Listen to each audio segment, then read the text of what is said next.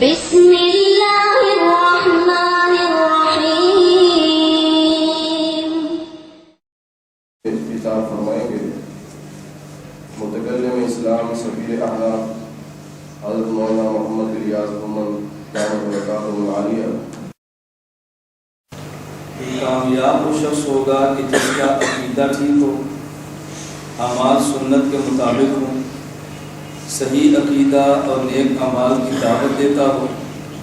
اگر اس دعوت پر کبھی مشکل پیش آ جائے تو خندہ خوشانی کے ساتھ برداشت کرتا. تو کسی شخص کو ایمان پر لانا بھی ضروری ہے اور ایمان پر آئے تو اس کو ایمان کو بچانا بھی ضروری ہے.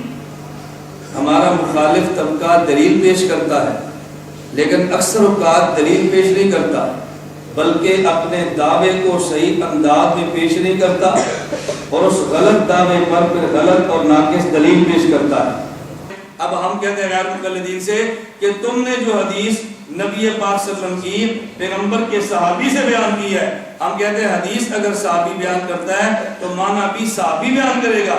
غیر مقلد کہتے ہیں نہیں، حدیث صحابی بیان کرے گا لیکن معنی وہابی بیان کرے گا. یہ پہلا کلمہ لا الہ الا اللہ محمد رسول اللہ صحیح بخاری میں نہیں ہے، صحیح مسلم میں نہیں ہے، جامع ترمذی میں نہیں ہے، سنن ابو داؤد میں نہیں ہے، سنن ابن ماجہ میں نہیں ہے، سنن نسائی میں نہیں ہے، پوری سیاستہ میں پہلا کلمہ نہیں.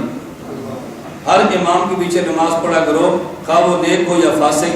تو غیر مقلد کافر تو نہیں ہے نا، بدعی ہے، تو نماز کی گنجائش تو ہے. تو یہ کہے کہ قرآن و حدیث کی روشنی میں گنجائش ہے. مجھ سے پوچھو گے تو میں نے کہنا حالات حاضرہ کی روشنی میں کوئی گنجائش نہیں. اب آپ حضرات پوچھیں گے قرآن حدیث بڑھ کر ہے یا حالات حاضرہ بڑھ کر ہے؟ میں نے کہا اس پر شریعت کے قصور یاد رکھو. بسا اوقات بعض چیزیں گناہ ہوتی نہیں ہیں، شریعت ان سے منع اس لیے کرتی ہے کہ وہ دوسرے گناہ کا سبب بنتی ہے. وہ سے خجامہ اٹھائے گا کہ یہ دیکھو نبی پاک صلی اللہ علیہ وسلم نے دائیں نبی پاک صلی اللہ علیہ وسلم نے سینے پر ہاتھ باندھا. آپ اسی ابن خجامہ کی حاشیے کو اٹھاؤ. ناصر الدین البانی غیر مقلد کہتا ہے اسنادہ ضعیف، یہ حدیث ضعیف ہے. یہ جو اذان دیتے ہیں اللہ اکبر اللہ اکبر اللہ اکبر اللہ اکبر، اسے کہنا اذان سنا، وہ اذان سنا دے گا. انہیں کہنا یہ بتا یہ جو تو نے اذان دی ہے، اذان کے یہ کلمات صحیح بخاری میں ہیں؟ صحیح بخاری میں نہیں.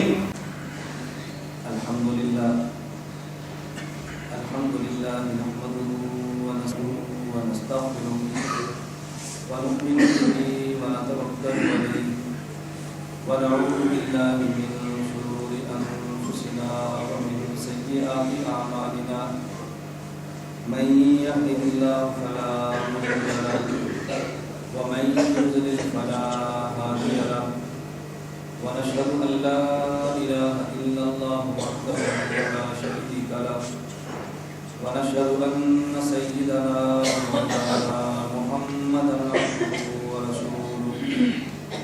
اما بعد فاعوذ بالله من الشيطان الرجيم. بسم الله الرحمن الرحيم. والعصر إن الإنسان لفي خسر إلا الذين آمنوا وعملوا الصالحات وتواصوا بالحق وتواصوا بالصبر.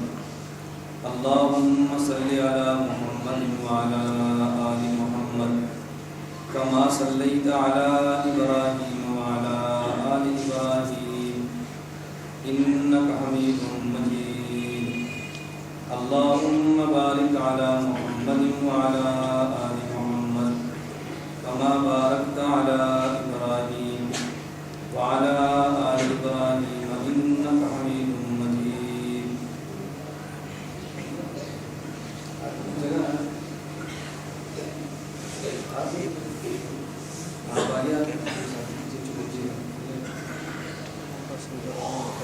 مولانا صاحب اعلان فرماتے ہیں کہ جو علماء ہیں وہ آگے تشریف لائیں، تو ان کو چاہیے کہ اپنی جگہ پر تشریف لایا کریں.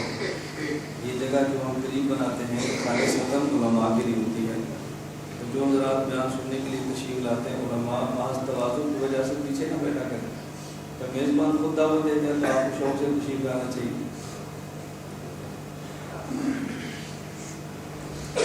میں نے آپ حضرات کی خدمت میں قرآن کریم کی ایک مختصر ترین صورت تلاوت کی، جس صورت میں اللہ رب العزت نے قسم اٹھا کر یہ مضمون ارشاد فرمایا ہے کامیاب وہ شخص ہوگا کہ جس کا عقیدہ ٹھیک ہو، اعمال سنت کے مطابق ہوں، صحیح عقیدہ اور نیک اعمال کی دعوت دیتا ہو۔ اگر اس دعوت پر کبھی مشکل پیش آ جائے تو خندہ پیشانی کے ساتھ برداشت کرتا ہوں۔ بنیادی طور پر 4 چیزوں کا ہونا ضروری ہے۔ نمبر 1 عقیدے کا ٹھیک ہونا، نمبر 2 اعمال کا سنت کے مطابق ہونا، نمبر 3 صحیح عقیدہ اور اعمال صالحہ کی دعوت دینا، نمبر 4 اس دعوت پر اگر مشکل آئے تو دعوت نہ چھوڑنا بلکہ مشکل کو خندہ پیشانی سے برداشت کرنا۔ ہمارے ہاں بین الاقوامی سطح پر اہل سنت والجماعت احناف اور خصوصاً احناف دیوبند کی بہت بڑی عالمگیر محنت یہ جاری ہے، اس امت کو ایمان اور اعمال پر لاؤ۔ اور جو ہماری پوری دنیا میں تحریک ہے کہ امت کو ایمان اور اعمال پر لاؤ، اس تحریک کا نام ہے تبلیغی جماعت، جو ہمارے اکابر علماء دیوبند کی ہے، اور حضرت مولانا محمد الیاس دہلوی رحمۃ اللہ علیہ اس تحریک کے بانی ہیں۔ اللہ رب العزت ان کو صحیح مقاصد میں کامیابی عطا فرمائے۔ میں نے آپ کی خدمت میں آج کی نشست میں 2 باتیں عرض کرتا ہوں، اور دونوں باتوں کو میں سمجھانے کی کوشش کروں گا، اللہ مجھے سمجھانے کی توفیق عطا فرمائے۔ نمبر 1، ہم نے امت کو ایمان اور اعمال پر لانا ہے۔ نمبر 2، جو ایمان اور اعمال پر آئے اس کے ایمان اور اعمال کو بچانا ہے۔ تو کسی شخص کو ایمان پر لانا بھی ضروری ہے، اور ایمان پر آئے تو اس کو ایمان کو بچانا بھی ضروری ہے۔ کسی بندے کو اعمال نیک پر لانا بھی ضروری ہے، اور جب نیک اعمال پر آ جائے تو اس کے نیک اعمال کو بچانا بھی ضروری ہے۔ ہماری اس محنت کی برکت سے دنیا بھر میں لوگوں کو ایمان بھی ملا ہے، اور بد عمل یا برے اعمال والوں کو بحمد اللہ تعالیٰ صحیح اعمال بھی ملے۔ دونوں محنتوں کا ساتھ ساتھ چلنا نہایت ضروری ہے۔ اگر ہم ایمان اور اعمال پر لاتے رہے اور بچانے کی فکر نہ کی تو نوجوان کو دین پر ہم لائیں گے، استعمال کوئی اور کرے گا۔ اور اس بات کا مشاہدہ صرف میں نے نہیں، آپ حضرات نے خود بھی کیا ہوگا، اور اس کی ایک آدھ مثال نہیں، سینکڑوں ہزاروں مثالیں موجود ہیں کہ ایمان پر ہم لاتے ہیں اور بعد میں حملہ کر کے چھین کر کوئی اور لے جاتا ہے۔ اعمال پر ہم لاتے ہیں اور کوئی بندہ چھین کر ہم سے لے جاتا ہے۔ تو ایمان اور اعمال پر لانے کی محنت بھی ضروری ہے، اور جو بندہ ایمان اعمال پر آئے اس کے ایمان اعمال کو بچانا بھی ضروری ہے۔ ایمان اور اعمال پر لانے کا طریقہ الگ ہے، اور ایمان اور اعمال کو بچانے کا طریقہ الگ ہے۔ ایمان اور اعمال پر لانے کے لیے طرز ہوتا ہے فضائل کا، فضیلت سنائیں، ترغیبات دیں اور بندے کو اس پر لے آئیں۔ اور اعمال اور ایمان کو بچانے کا طریقہ یہ فضائل کا نہیں بلکہ دلائل کا ہے۔ اس لیے میں یوں کہوں گا کہ تبلیغی جماعت کے ذمے فضائل سنا کے امت کو ایمان اعمال پہ لانا ہے، اور دلائل بیان کر کے اتحاد اہل سنت والجماعت کے ذمے امت کے ایمان اور اعمال کو بچانا ہے۔ اس لیے فضائل والی تاریخ بھی بجا ہے اور دلائل والی تاریخ بھی بجا ہے۔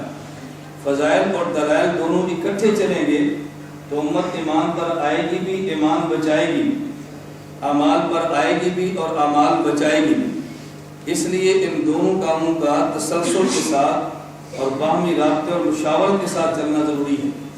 اور بحمد اللہ تعالی ہم اپنی اس تحریک کو چلانے کے لیے جہاں اکابر علماء دیوبند دیگر جتنے احباب سے رابطہ کرتے ہیں، خواہ ان کا تعلق دینی اداروں سے ہو، خواہ ان کا تعلق خانقاہوں سے ہو، وہاں تسلسل کے ساتھ ہم تبلیغی جماعت کے اکابر کے ساتھ رابطہ بھی رکھتے ہیں، اپنی کارگزاری ان کو پیش بھی کرتے ہیں اور ان سے ہدایات لیتے بھی ہیں۔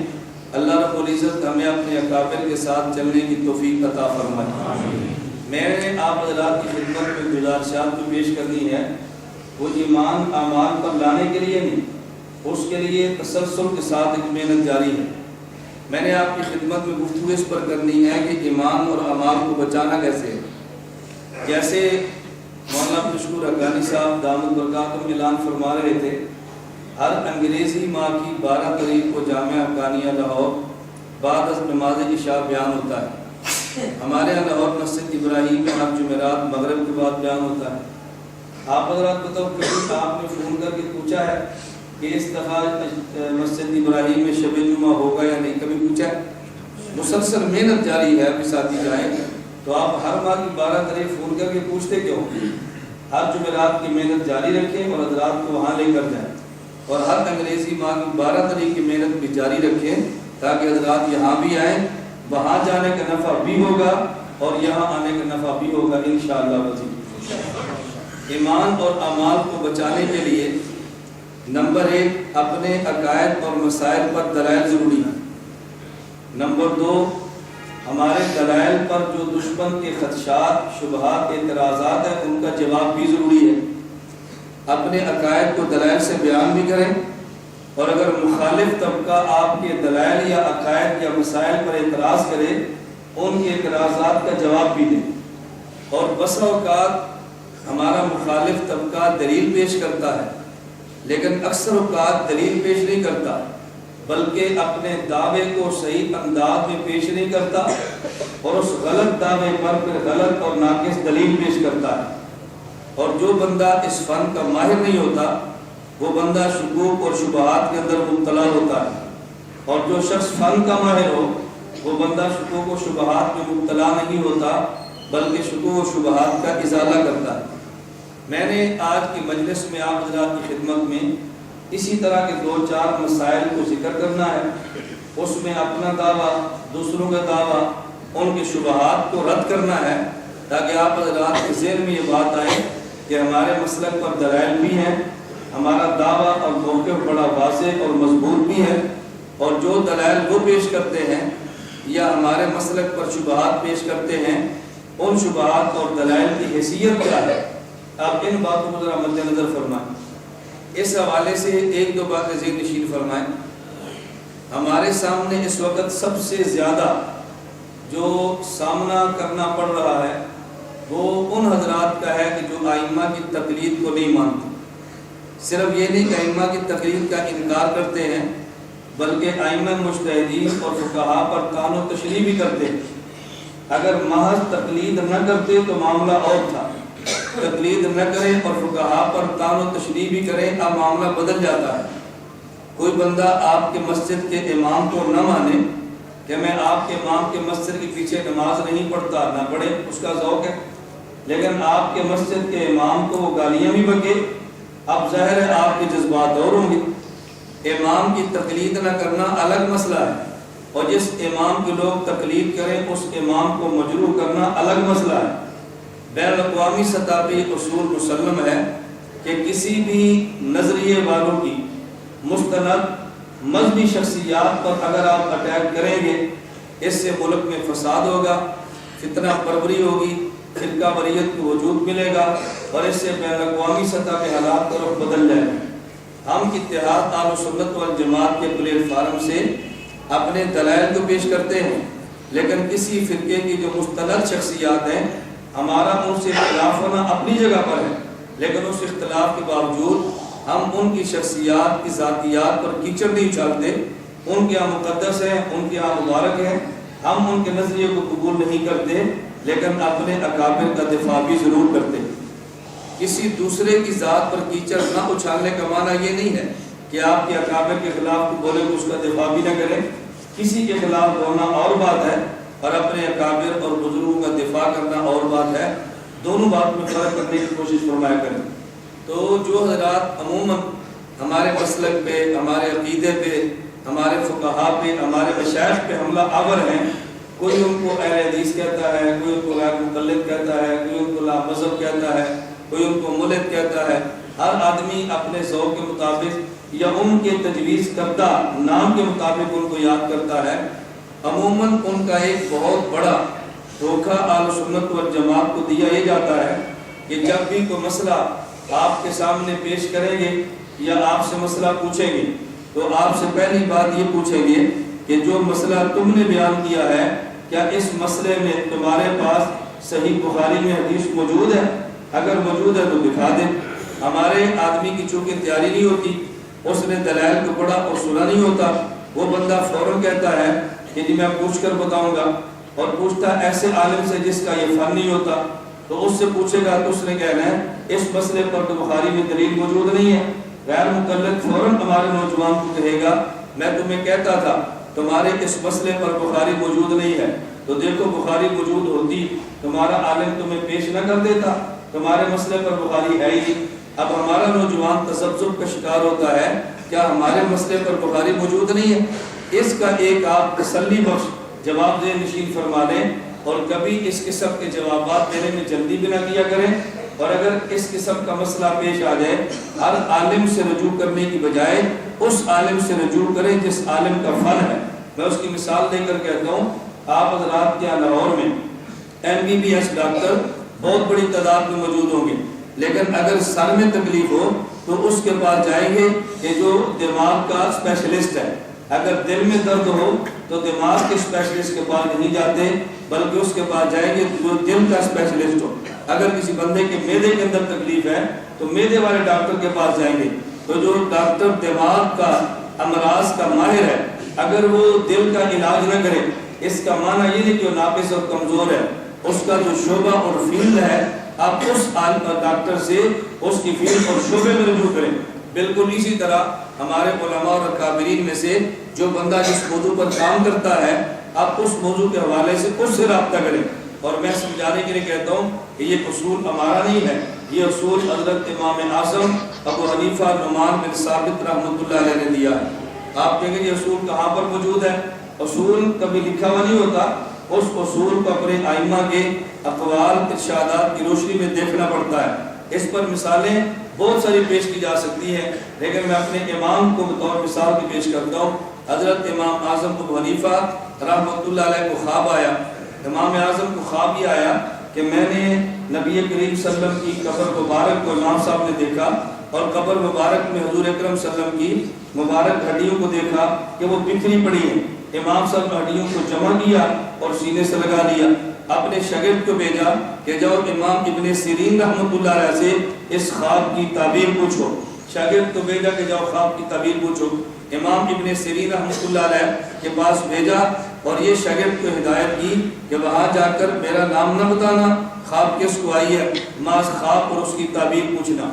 امام ابن سیرین کے پاس شاگرد کے خواب بیان کیا، فرمایا یہ بتاؤ خواب کو دیکھنے والا کون ہے؟ انہوں نے کہا جس شخص نے خواب کو دیکھا ہے اس نے مجھے منع کیا ہے کہ میرا نام نہ بتانا۔ امام ابن سیرین فرمانے لگے کہ یہ خواب امام اعظم ابو حنیفہ کے علاوہ کون دیکھ سکتا ہے؟ یہ خواب ان کے علاوہ کون دیکھ سکتا ہے؟ آپ بتاؤ۔ انہوں نے کہا جی اب تو آپ نے اندازہ کر لیا خواب دیکھنے والا کون ہوگا، اس کا معنی علم غیب نہیں ہوتا، اس خواب کی تعبیر بتاتی ہے، اس خواب کو دیکھنے والا عام بندہ نہیں ہے۔ بس اوقات خواب کو تعبیر کے اعتبار سے دیکھنا پڑتا ہے۔ گزشتہ کل کی بات ہے، ایک عالم نے مجھ سے خواب بیان کیا، مجھے کہنے لگے کہ میں نے 2 مرتبہ خواب میں دیکھا ہے کہ میں نبی کریم صلی اللہ علیہ وسلم کے روضہ مبارک پر گیا ہوں، حضرت عمر بن خطاب رضی اللہ عنہ، حضرت ابو بکر صدیق رضی اللہ تعالیٰ عنہ کی خدمت میں نے سلام پیش کیا، اور نبی کریم صلی اللہ علیہ وسلم کے خدمت میں پہنچا اور سلام نہیں کرتا اور میری آنکھ کھل جاتی ہے۔ 2 بار ایسے ہوا تو اس کی تعبیر کیا ہوگی؟ وہ چونکہ عالم مجھ سے بیعت بھی تھے، اگر کوئی شخص مجھ سے بیعت نہ ہو تو میں تعبیریں نہیں بتاتا، ایک مرتبہ تعبیر بتا دو، دوبارہ مسائل نہیں پوچھیں گے، پھر خواب پھر خواب پھر خواب، کسی کو دم کر دو اور اس کو شفا مل جائے، مسئلہ نہیں پوچھیں گے، صرف تعویذ دیں گے۔ اس لیے میں تعویذات اور یہ خوابوں کی تعبیرات والا کام جان بوجھ کر نہیں کرتا، ہماری خواہش ہوتی ہے کہ آپ صرف ہم سے مسائل پوچھیں، عقائد کے دلائل پوچھیں۔ انہوں نے جب خواب بیان کی تو میں نے تھوڑی دیر غور کیا، میں نے کہا اس خواب کی تعبیر یہ ہے کہ نبی کریم صلی اللہ علیہ وسلم کی کوئی اہم سنت آپ سے چھوٹ رہی ہے، جس کی وجہ سے حضور کے مواجہ شریف کے سامنے آپ کو صلاۃ والسلام کی توفیق نہیں مل رہی۔ مجھے فوراً کہنے لگے کہ کئی دفعہ ایسے ہوا کہ فجر کی سنتیں مجھ سے رہ گئی اور بعد میں سنتیں پڑھ بھی نہیں سکی۔ اب میں آپ کو یہ بتاؤں گا نہیں کہ فن ہے نا کہ یہ تعبیر میں نے کہاں سے نکالی ہے، پتہ کیسے چلا ہے، یہ جس بندے کا فن ہوتا ہے وہی سمجھتا ہے کہ اس فن کی تعبیر کیا ہوگی اور فن کی تعبیر کیسے پیش کرتے ہیں، یہ عام بندے کے بس میں نہیں ہوتا۔ اس لیے نبی کریم صلی اللہ علیہ وسلم نے فرمایا کہ خواب آ جائے تو تعبیر کس سے پوچھو، لبیبن او حبیبن، عقل مند آدمی ہو یا تمہارا دوست ہو، عقل مند اور دوست نہیں ہوگا اس سے خواب کی تعبیر کبھی نہ پوچھنا، کیونکہ تعبیر آسمان اور خواب دیکھنے والے کے درمیان معلق اور لٹکی ہوتی ہے خواب۔ جیسے مؤخر تعبیر بیان کرتا ہے اسی کے مطابق اس خواب کی تعبیر صادق آتی ہے۔ تو عام بندے سے خواب کی تعبیر پوچھا نہ کریں۔ حضرت امام اعظم ابو حنیفہ نے جب بھیجا تو امام ابن سیرین فرمانے لگے، حضرت امام اعظم ابو حنیفہ سے جا کر یہ بات کہو کہ نبی کریم صلی اللہ علیہ وسلم کی جو مبارک سنتیں دنیا میں پھیل گئی ہیں ان کو ایک جگہ جمع کرنے کا کام اللہ تم سے دے۔ اب عام بندہ سوچے گا خواب کیسی ہے، تعبیر کیسی ہے، خواب کیسی اور تعبیر کیسی، اور عموماً غیر مقلدین اسی خواب کو لے کر امام ابو حنیفہ پر اعتراض بھی کرتے ہیں۔ دیکھو ہمارا عقیدہ ہے اللہ کے نبی صلی اللہ علیہ وسلم کے جسم محفوظ ہے، اور امام حنیفہ خواب میں دیکھ رہے ہیں کہ حضور پاک کی ہڈیاں مبارک بکھری پڑی ہیں، عقیدہ اور ہے خواب اور ہے۔ ہم نے کہا یہ خواب ہے، اس آنکھ سے نہیں دیکھا، اس کو خواب میں دل کی آنکھ سے دیکھا ہے، تو خواب کی تعبیر دیکھو نا کیا ہوتی ہے۔ اب امام ابن سیرین نے تعبیر کیا بتائی کہ نبی پاک صلی اللہ علیہ وسلم کے سنت مبارک دنیا میں بکھر چکی ہیں، پھیل گئی ہیں، ان کو یکجا کرنے کا کام اللہ امام اعظم ابو حنیفہ سے لے گا۔ ایک ساتھی پوچھنے لگے یہ تعبیر انہوں نے کیسے دی ہے؟ میں نے کہا تعبیر اس طرح دی ہے، وجہ تعبیر نہیں بتائی، میں وجہ تعبیر عرض کرتا ہوں۔ امام ابن سیرین رحمۃ اللہ علیہ نے یہ تعبیر کیوں بیان کی ہے، توجہ رکھنا۔ ہمارا اہل سنت والجماعت کا نظریہ ہے ہماری نماز دین ہے، ہمارا روزہ دین ہے، ہماری تلاوت دین ہے، ہمارا حج دین ہے، ہماری زکوٰۃ دین ہے، اللہ کے پیغمبر کا وجود دین، اللہ کے پیغمبر کا وجود دین ہے۔ وجود مبارک کا بکھرنا اس بات کی دلیل ہے کہ پیغمبر کا وجود جو کہ خود دین ہے، رسول اکرم صلی اللہ علیہ وسلم کی مبارک سنتوں، پیغمبر کا وجود حضور کا مستقل دین تھا، تو وجود مبارک کی ہڈیوں کو بکھرنے کا معنی کہ نبی پاک صلی اللہ علیہ وسلم کی مبارک سنتیں دنیا میں پھیلی ہیں، اور ان کو یکجا جمع کرنے کا کام اللہ امام اعظم ابو حنیفہ سے لے، اور اللہ رب العزت نے کام امام اعظم ابو حنیفہ رحمۃ اللہ علیہ سے دیا۔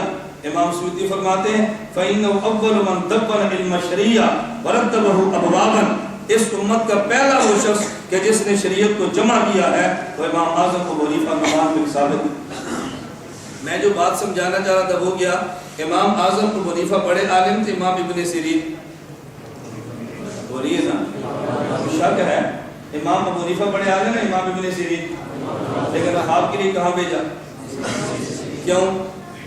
اس لیے کہ فن تعبیر کے امام ابن سیرین، میری گزارش سب سمجھ آئی، ابن سیرین اس فن کے امام تھے، تو امام جس فن کا جو بندہ ہو اس مسئلے پر رجوع اسی آدمی سے کرتے ہیں۔ میں اسلام آباد مفتی عبدالوائے صاحب آگے آ رہے دیکھیں، آپ نے گزارش کی ہے مولانا قاری صاحب نے علماء جب بھی تشریف لائے تو خود آگے تشریف لایا کریں، یہ جگہ علماء کے لیے، جس میں آنے پہ آپ خفت یا شرمندگی محسوس نہ کیا کریں۔ اللہ پاک نے اعزاز دیا ہے، اس اسٹیج سے آپ کو بلاتے ہیں، پھر آپ جھجک کیوں پیچھے بیٹھتے ہیں؟ اس لیے آپ پھر یہ اعلان سماعت فرمائے کہ علماء تشریف لائیں، وہ خود اپنی مسرت بیان کریں، اللہ پاک ان کو دنیا میں بھی عزت عطا فرمائے، اللہ آخرت میں بھی عزت عطا فرمائے۔ آپ توجہ کریں جو بات میں سمجھا رہا ہوں۔ یہ دارالعلوم اسلامیہ اسلام آباد میں بیٹھے تھے، ایک شخص آئے وہاں دفتر میں، وہاں مفتی عمران صاحب میرے بہت قریبی دوست ہیں وہ بھی تھے۔ ایک شخص نے اگر پوچھا مفتی صاحب یہ فرمائیں کیا غیر مقلدین کے پیچھے نماز پڑھے تو ہو جاتی ہے؟ میں نے کہا یہ مفتی صاحب سے نہ پوچھنا ہے، مجھ سے پوچھنا۔ ان کو بڑا تعجب ہوا، ابھی مسئلہ تو مفتیوں سے پوچھتے ہیں، یہ کیا کہتا ہے مجھ سے پوچھنا؟ جب بھی ہم سے مسئلہ پوچھیں تو ہم بھی کہتے ہیں دارالفتاء سے رجوع کرو، مجھے کہتے ہیں جی کیوں؟ اور علماء بھی تھے۔ میں نے کہا مفتی صاحب سے پوچھو گے، ان لوگ کہنا قرآن و حدیث کی روشنی میں گنجائش ہے، کیونکہ نبی پاک صلی اللہ علیہ وسلم کے ارشاد ہے صلو خلف کل امام برا کان او فاجرا، ہر امام کے پیچھے نماز پڑھا کرو، خواہ وہ نیک ہو یا فاسق، تو غیر مقلد کافر تو نہیں ہے نا، بدعی ہے، تو نماز کی گنجائش تو ہے۔ تو یہ کہیں گے قرآن و حدیث کی روشنی میں گنجائش ہے، مجھ سے پوچھو گے تو میں نے کہنا حالات حاضرہ کی روشنی میں کوئی گنجائش نہیں۔ اب آپ حضرات پوچھیں گے قرآن حدیث بڑھ کر ہے یا حالات حاضرہ بڑھ کر ہے؟ میں نے کہا اس پر شریعت کے قصور یاد رکھو، بسا اوقات بعض چیزیں گناہ ہوتی نہیں ہے، شریعت ان سے منع اس لیے کرتی ہے کہ وہ دوسرے گناہ کا سبب بنتی ہے۔ اسے علماء کی اصطلاح میں کہتے ہیں سد ذرائع، کہ بعض چیزیں خود ناجائز نہیں ہوتی، منع کیوں کرتے ہیں کہ دوسری ناجائز چیز کا سبب بنے گی، اس کو اس سے منع کر دوں۔ میں نے کہا میں نے کس لیے اس کو منع کرنا ہے کہ یہ نوجوان جائے گا ان کی مسجد میں، اپنے دلائل پڑھے نہیں ہیں، علماء کو سنا نہیں ہے، اپنی کتابیں کبھی کھول کے دیکھی نہیں ہے، کورس اس نے کبھی نہیں دیا، نتیجہ یہ نکلے گا کہ یہ جا کر ان کے پیچھے نماز پڑھے گا، ان کے مولوی نے باز آنا نہیں ہے، وہ پوچھے گا تو نے نماز میں رفع دین کیوں نہیں کیا؟ اس نے کہنا حضرت تھانوی نے لکھا ہے، اس نے کہنا بخاری میں نبی پاک صلی اللہ علیہ وسلم نے کیا ہے، حضرت تھانوی پڑھے تھے، نبی پاک پڑھے تھے، اب یہ سوچ کے پڑھ جائے گا، یہ واپس آ کے مسئلہ پوچھے گا کہ مولانا صاحب اس کا جواب کیا ہے، وہ کہے گے حضرت امام حنیفہ رحمۃ اللہ علیہ پڑھے تھے، یہ پڑھا ہے، اور پھر ان کے پاس جائے گا، اس نے کہنا میں نبی پاک کی بات سنا رہا ہوں، تم امام حنیفہ کی بات کرتے ہو، جس کے پاس تیاری نہیں تھی اس کو سوال کا جواب نہیں ملنا، وہ رفع دین شروع کر دے گا، اگلی نماز پر پوچھے گا تو نے اونچی آواز سے آمین کیوں نہیں کی؟ اس نے کہنا طریق الاسلام میں لکھا ہے، اس نے کہا بخاری میں ہے آمین اونچی، تو بات طریق الاسلام کی کرتا ہے، اس نے پھر جانا ہے اور جائے گا، اس کے بعد جو فن کا امام نہیں ہے، فن کا ماہر نہیں ہے، اس کو جواب نہیں ملے گا، اونچی آواز سے آمین شروع کر دے گا، جب وہ 4-5 مسائل سے گنوا لے گا اور یہ بابر کرائے گا کہ تمہاری فقہ تمہارے علماء حدیث کے خلاف فتوے دیتے ہیں، اس کا ذہن بن جائے گا ہمارے پاس دلائل حدیث موجود نہیں ہے، نتیجہ کیا نکلے گا؟ آئندہ وہ کہے گا صرف یہ نہیں کہ حدیث کے مخالف ہے بلکہ ان کے عقائد بھی کفریہ ہیں، ان کے عقائد بھی شرکیہ ہیں، پھر وہ عبارات پیش کرے گا جن کا تعلق کرامت سے تھا، جن کا تعلق کشف سے تھا، کرامت تو کفر نہیں ہوتی، کرامت کا مطلب یہ اللہ کا فعل ہے جو ولی کے ہاتھ میں ظاہر ہوا، وہ کفر بنا کے پیش کرے گا، اور یہ گیا تھا نماز پڑھنے کے لیے اور واپس ذہن میں لے کر آئے گا علماء دیوبند کے عقائد کفریہ اور شرکیہ ہیں، میں نے کہا نماز نہ پڑھو، کیوں؟ اس لیے کہ دلائل کو تیاری نہیں تھی، آپ نے وہاں جانے کا موقع دیا، نتیجہ یہ نکلا کہ یہ لڑکا گیا تھا نماز پڑھنے کے لیے اور آیا کفر کی مشین بن کے، اگر اس کو وہاں نماز سے روک دیتے یہ کفر کے فتووں کی مشین تو نہ بنتا نا۔ میں بات سمجھا رہا تھا کہ فن کا بندہ بات کو سمجھتا ہے، جس کا فن بات کو سمجھتا نہیں ہے، نمبر 1 اگر ان کی دلیل اس کا جواب سمجھو، نمبر 2 ان کے جو شبہات ہے اس کا جواب سمجھو۔ اس پر میں نے شبہ نمبر 1 پیش کیا، وہ سب سے پہلے یہ بات کریں گے کہ ابھی تمہارا مسئلہ بخاری میں ہے، توجہ رکھنا، آپ اس بات پہ دل چھوٹا نہ کریں، سینہ تان کر پوچھیں، وہ جگہ تم مجھے بتا دے کیا وہی مسئلہ مانے گا جو بخاری میں ہے؟ بخاری میں ہوگا تو مانے گا، بخاری میں نہیں ہوگا تو نہیں مانے گا، وہ اس پر لکھنے کے لیے تیار نہیں ہوگا، ہاں کرنے کے لیے کبھی تیار نہیں ہوگا، اور یہ بات یقین فرما لیں کہ غیر مقلد خدا سے نہیں ڈرتا، غیر مقلد کاغذ اور قلم سے ڈرتا ہے، غیر مقلد خدا سے نہیں ڈرتا، لیکن آپ ویڈیو بنائیں گے تو اس سے ڈر جائے گا کہ میرا ریکارڈ ہوگا تو میں جواب کیا دوں گا، جو بات زبان سے کہے گا وہ لکھنے کے لیے ہرگز تیار نہیں ہوگا، یہ محض میرا زبانی دعویٰ نہیں ہے، ہمیں کئی ایک مرتبہ یہ بات پیش آ چکی ہے، جب آپ کے ساتھ پیش آئے آپ ذرا سینہ تان کو اس سے پوچھیں، پھر آپ خود مشاہدہ فرمانا وہ لکھنے کے لیے تیار ہے یا نہیں۔ اس نے آپ سے کیا پوچھا؟ بھئی آپ رفع دین کیوں نہیں کرتے؟ بخاری میں موجود ہے، اور رفع دین نہ کرنے کی بخاری میں حدیث موجود ہے، آپ یہ جواب مت دو بخاری میں ہے یا نہیں، اس پر میں گفتگو کروں گا انشاءاللہ۔ آپ نے پہلا جواب ان کو یہ دینا ہے کہ تم یہ بات لکھ دو، اگر بخاری میں بات ہوگی تو مانیں گے، بخاری میں نہیں ہوگی تو نہیں مانیں گے، وہ کہے گا نہیں اس بات کو چھوڑو، تم یہ بتاؤ کہ یہ مسئلہ بخاری میں ہے یا نہیں، اس نے کہا یہ مسئلہ کیا ہوا، یا تو اصول طے کر دو، بخاری میں ہے تو مانیں گے، بخاری میں نہیں ہے تو نہیں مانیں گے، اگر یہ اصول نہیں ہے تو پھر تم نے مجھے بخاری کا پابند کیوں کیا؟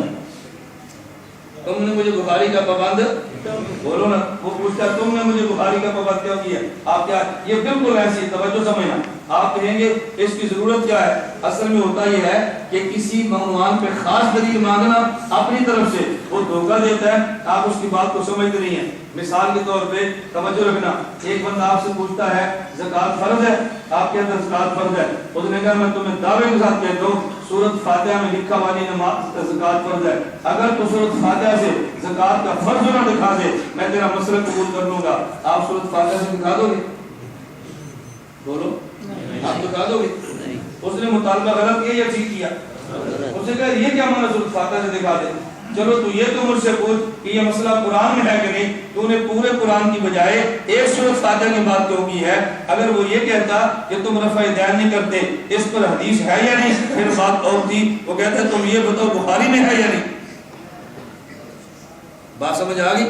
وہ کیا پوچھتا ہے تم بتاؤ بخاری میں ہے یا نہیں، آپ اسے کیا پوچھو گے؟ تم لکھ کر دے دو کہ اگر مسئلہ بخاری میں ہو تو مانیں گے، بخاری میں نہیں ہوگا تو نہیں مانیں گے، تو یہ لکھ دے، کچھ مسئلے تو بتا دے کچھ مسئلے میں بتا دیتا ہوں، میری بات سمجھ گئی؟ اب آپ نے شروع کہاں سے کرنا ہے؟ شروع آپ نے کہاں سے کرنا ہے؟ نمبر 1 اس سے پوچھو کہ جب بندہ مسلمان ہو تو کلمہ کون سا پڑھتا ہے، وہ کیا جواب دے گا؟ بولو لا الہ الا اللہ. سوال یاد رکھ لو گے. آپ اس سے پوچھو گے مسلمان ہونے کے لیے کلمہ کون سا پڑھتے ہیں؟ وہ کہے گا لا الہ الا اللہ محمد رسول اللہ. یا اس سے یوں سوال کرو بتاؤ پہلا کلمہ کون سا ہے؟ تو کیا جواب دے گا؟ لا الہ الا اللہ محمد رسول اللہ. آپ اسے کہیے اس کو بخاری میں دکھا. اور آپ نے گھبرانا شاید دکھائی نہ دے, یہ بخاری میں نہیں ہے. آپ جھجک جائیں کہ دکھائی نہ دے پھر کی بنے گا. ہمارے بسوں کا ساتھی کہہ دیتے ہیں جی اس ساتھی نے بخا دیتا دے, بخا دیتا دے, ہم نے تو تمہیں غلط پٹی پڑھائی ہے. یہ پہلا کلمہ لا الہ الا اللہ محمد رسول اللہ صحیح بخاری میں نہیں ہے, صحیح مسلم میں نہیں ہے, جامع ترمذی میں نہیں ہے, سنن ابو داؤد میں نہیں ہے, سنن ابن ماجہ میں نہیں ہے, سنن نسائی میں نہیں ہے, پوری سیاستہ میں پہلا کلمہ نہیں. اس کا معنی ہے کہ اس کلمے کو چھوڑ دے. بتاؤ جب سیاستہ میں پھر چھوڑ دے, ہم کہتے ہیں کہ ساری احادیث سیاستہ میں تو نہیں ہے نا. پہلا اسے سوال کرو کیا پہلا کلمہ صحیح بخاری میں ہے؟ وہ آپ سے کہے گا نہیں ہے. اسے کہنا نہیں تو بتا ہے یہ, ہم سے نہ پوچھا یہ نہیں, تو بتا پہلا کلمہ صحیح بخاری میں ہے یہ. نمبر دو سوال اس سے پوچھو کہ جب نماز پڑھیں تو پہلے آدمی استنجا کرتا ہے, پھر وضو کرتا ہے, پھر اذان ہوتی ہے, پھر نماز ہوتی ہے. آپ اس سے یہ سوال کرو کہ آپ اگر قضاء حاجت کے لیے جاؤ, استنجے کے لیے جاؤ, تو آپ یہ بتاؤ کہ چھوٹا پیشاب کھڑے ہو کر کرتے ہو یا بیٹھ کر؟ وہ کیا جواب دے گا؟ بولو نا. آپ اسے پوچھو کہ بیٹھ کر پیشاب کرنا صحیح بخاری میں ہے تو دکھا دے. اور پوری صحیح بخاری میں بیٹھ کر پیشاب کرنے کی ایک حدیث بھی نہیں, اور کھڑے ہو کر پیشاب کرنے کی 4 حدیثیں. کتنی حدیثیں؟ کھڑے ہو کر پیشاب کرنے کی 4 حدیثیں, اور بیٹھ کر پیشاب کرنے کی ایک حدیث بھی نہیں. اب اس کا معنی یہ نہیں کہ کھڑے ہو کر پیشاب کرنا ہے, پیشاب تو بیٹھ کر ہی کرنا ہے, لیکن صحیح بخاری میں بیٹھ کر پیشاب کرنے کی حدیث ایک نہیں بلکہ کھڑے ہو کر پیشاب کرنے کی حدیثیں 4 ہیں. اور بیٹھ کر پیشاب کرنے کی حدیث بخاری میں نہیں ہے, یہ ترمذی شریف کی. اور آپ حیران ہوں گے امام بخاری 4 حدیثیں لائے ہیں کہ نبی پاک صلی اللہ علیہ وسلم نے کھڑے ہو کر پیشاب فرمایا. جلد اول میں ہے تا صبح تدقوم فبال قائما, حضور مدینہ منورہ باہر کوڑی پر تشریف لے گئے اور کھڑے ہو کر پیشاب فرمایا. اور صحیح جامع ترمذی میں روایت ہے, امی عائشہ رضی اللہ عنہ فرماتی ہیں اگر کوئی بندہ کہ حضور نے کھڑے ہو کر پیشاب کیا فلا تصدقوه, سمجھنا جھوٹ بول رہے ہیں. کیا امام بخاری جھوٹ بول رہے ہیں؟ امی عائشہ فرما رہی جو بندہ یہ کہ حضور کھڑے ہو کر پیشاب کرتے تھے وہ سمجھو جھوٹ بولتا ہے. اور امام بخاری حدیث کون سی لائے؟ کھڑے ہو کر پیشاب کرنے کی ایک نہیں 4. اب اس پر ٹکراؤ نہیں ہے. امی عائشہ رضی اللہ عنہ فرما رہی ہیں یہ کریم صلی اللہ علیہ وسلم کا کھڑے ہو کر پیشاب کرنا معمول نہیں تھی, عادت نہیں تھی. جو یہ بندہ کہ حضور کی عادت یہ تھی کھڑے ہو کر پیشاب کرتے وہ جھوٹ بولتا ہے. اور حضرت امام بخاری یہ نہیں فرماتے حضور کی عادت تھی. امام بخاری صرف اتنا فرماتے ہیں کہ نبی کریم صلی اللہ علیہ وسلم نے کھڑے ہو کر پیشاب فرمایا ہے. کیوں فرمایا ہے؟ اس کی محدثین نے وجہ لکھی. ایک وجہ یہ بھی لکھی ہے کہ حضور کی ٹانگ میں عذر تھا, حضور بیمار تھے, بیٹھ نہیں سکتے تھے, تو جس بندے کی ٹانگ میں عذر اور نہ بیٹھ سکے وہ پیشاب کیسے کرے گا؟ حضور نے غلط کام تھوڑے کیا. اور وجہ لکھی ہے حضور جس کوڑی پر تشریف لے گئے باتوں کی جگہ ایسی نہیں بیٹھ کر پیشاب فرماتے, چھینٹوں کا خطرہ تھا اس لیے کھڑے ہو کر فرما لیا. اچھا تیسری وجہ محدثین نے لکھی ہے کہ نبی کریم صلی اللہ علیہ وسلم بعض کام اس لیے فرماتے تھے تاکہ امت کو پتہ چل جائے ضرورت ہو تو اس کی گنجائش ہے, ضرورت ہو تو اس کی گنجائش ہے. اور اللہ کے نبی جب بیان جواز کے لیے عمل فرمائیں تو حضور کو ایسے ہی اجر ملتا ہے جیسے سنت عمل کا اجر ملتا ہے. میں نے 2 مثالیں دی. نمبر 3 توجہ رکھیں, یہ جو اذان دیتے ہیں اللہ اکبر اللہ اکبر اللہ اکبر اللہ اکبر, اسے کہنا اذان سنا, وہ اذان سنا دے گا. انہیں کہنا یہ بتا یہ جو تو نے اذان دی ہے اذان کے یہ کلمات صحیح بخاری میں ہیں؟ صحیح بخاری میں نہیں, اور کتابوں میں صحیح بخاری میں نہیں ہے. امام بخاری یہ تو فرماتے ہیں کلمات اذان اتنے ہیں, کلمات اقامت اتنے ہیں, یہ تو بتایا, لیکن کلمات اذان کون سے ہیں یہ بخاری میں نہیں ہے. آپ سوال فرما لیں گے نا, وہ جب آپ سے یہ بات پوچھیں کہ یہ تمہارا مسئلہ بخاری میں ہے, آپ ان سے فوراً پوچھیں کہ تو لکھ دے, اگر مسئلہ بخاری میں ہوگا تو مانیں گے, بخاری میں نہیں ہوگا تو نہیں مانیں گے, تو لکھ دے. وہ لکھنے کے لیے کبھی تیار نہیں ہوگا. وہ فوراً کہے گا کیا ساری حدیث بخاری میں؟ تو انہیں کہنا جب یہ ہم کہتے ساری حدیث بخاری میں نہیں ہے، تجھے ہمارے اوپر اعتراض ہے تو تجھے اپنے اوپر اعتراض کیوں نہیں؟ ایک شبہ سمجھئے، میں شبہات عرض کر رہا تھا کہ جب وہ جواب دے تو آپ نے جواب دینا کیسے؟ نمبر 2 بات سمجھیں، بہت سارے مسائل وہ ہیں کہ جس پر غیر مقلد صحیح بخاری کو پیش کرتا ہے لیکن صحیح بخاری اس کے مطابق ہے نہیں، وہ دھوکہ دیتا ہے، ہم اس کے دھوکے کو سمجھتے نہیں۔ غیر مقلد صحیح بخاری پیش کرے گا لیکن صحیح بخاری اس کے دعوے کے مطابق نہیں ہوگی۔ آپ اس بات کو سمجھیں، اور میں بڑے بنیادی موٹے موٹے 4 مسئلے پیش کرتا ہوں۔ یہ مسائل وہ جو معرکۃ الآراء ہیں اور عموماً غیر مقلد پیش کرتے ہیں، اور پیش کر کے ہمارے عام سے نوجوان کو پھنسانے اور دھوکہ دہی کی بھرپور کوشش کرتے ہیں۔ نمبر 1، غیر مقلد کے ساتھ جب بات ہو، غیر مقلد آپ سے رفع الیدین پہ بات کرے گا، غیر مقلد آپ سے سینے پر ہاتھ باندھنے پر بات نہیں کرے گا، حالانکہ وہ سینے پر ہاتھ بھی باندھتے ہیں اور رکوع میں جائیں اٹھے رفع الیدین بھی کرتے ہیں۔ توجہ رکھنا، کبھی آپ نے آج تک کسی غیر مقلد کے بیان میں چیلنج سنا ہو کہ سینے پر ہاتھ باندھنا سنت ہے، ہم اس پہ مناظرہ کرتے ہیں؟ کبھی چیلنج سنا؟ بولیے، کبھی غیر مقلدین کے ساتھ آپ نے سینے پر ہاتھ باندھنے پر مناظرہ دیکھا ہو؟ جب بھی مناظرہ ہوا کس پر؟ رفع الیدین۔ اگر وجہ کیا ہے، اگر غیر مقلد رفع الیدین پر بات کرے نا، توجہ رکھنا، آپ غیر مقلد سے پوچھیں بھئی ہمارے آپ کے جو کھڑے ہو کر قیام کے اندر مسائل میں بڑے بڑے اختلاف ہیں، وہ ایک نہیں ہے، وہ 4 ہیں، تم نے رفع الیدین کی بات کی ہے۔ ایک رفع الیدین وہ جو نماز کے شروع میں ہے تکبیر تحریمہ کے وقت، اور ایک رفع الیدین وہ جو رکوع میں جاتے وقت ہے۔ نماز کے شروع میں رفع الیدین ہم بھی کرتے ہیں اور غیر مقلد بھی کرتا ہے، جب رکوع میں جائیں تو رفع الیدین ہم نہیں کرتے اور غیر مقلد کرتا ہے۔ توجہ رکھنا، غیر مقلد سے کہنا آپ کس رفع الیدین پہ مناظرہ کرنا چاہتے ہیں، آپ کس پہ دلیل مانگتے ہیں، شروع کا رفع الیدین یا رکوع والا؟ وہ شروع والا نہیں کہے گا، وہ کہے گا رکوع والا۔ اسے کہنا کہ رکوع والے مسئلے کا نمبر 4 مسئلہ ہے، اس کی باری چوتھے نمبر پر آئے گی۔ پہلا مسئلہ یہ ہے ہم نے ہاتھ کہاں باندھنے ہیں، ہم کہتے ہیں ہاتھ ناک کے نیچے باندھیں، تم کہتے ہو ہاتھ سینے پر باندھیں، تو سینے پر ہاتھ باندھنے پر تو بات کیوں نہیں کرتا؟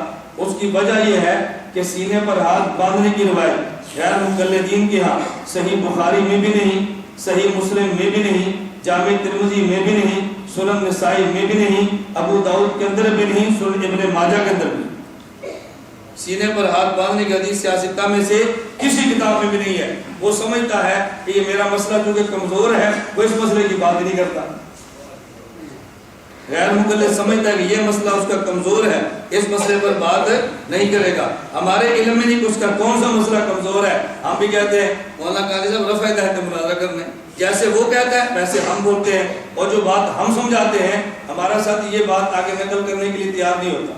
میں گزارش کرتا ہوں کہ آپ اس نشستوں میں اپنی تیاری کرو اور خود بات کو سمجھو اور سمجھو بات آگے پہنچاؤ۔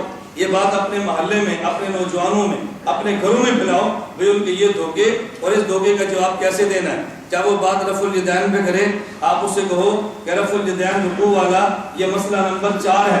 پہلا مسئلہ ہے ہاتھ کہاں باندھنے ہیں، ہم کہتے ہیں ناف کے نیچے باندھے اور تم کہتے ہو سینے پر باندھے۔ توجہ، اس پر وہ دلیل پیش نہیں کرے گا۔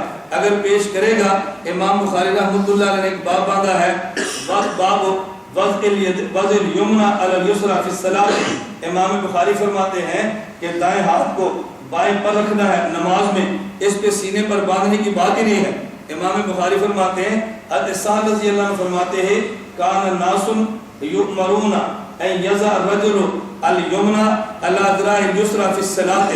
اللہ کے نبی کے دور میں صحابہ کو حکم یہ تھا اپنے دائیں ہاتھ کو بائیں بازو پہ نماز میں رکھیں، اس میں سینے پر ہاتھ باندھنے کی بات ہی نہیں ہے۔ تو بتاؤ یہ غیر مقلد کی دلیل بنے گی؟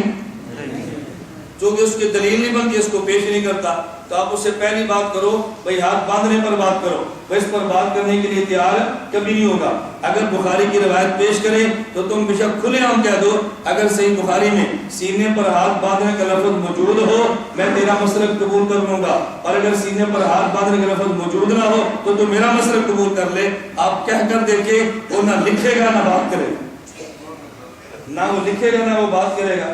نمبر 1 مسئلہ توجہ رکھیں، میں نے عرض کیا صحیح بخاری میں ایک روایت ہے اس میں سینے پر ہاتھ باندھنے کا ذکر ہے، اس میں ذکر یہ ہے کہ ہمیں حکم دیا گیا کہ دائیں ہاتھ کو بائیں بازو پر رکھے، نماز میں کہاں رکھے اس کا تذکرہ نہیں ہے۔ حضرت امام اعظم ابو حنیفہ رحمۃ اللہ علیہ اللہ رب العزت کو ان کی قبر پہ کروڑ رحمتیں نازل فرمائے۔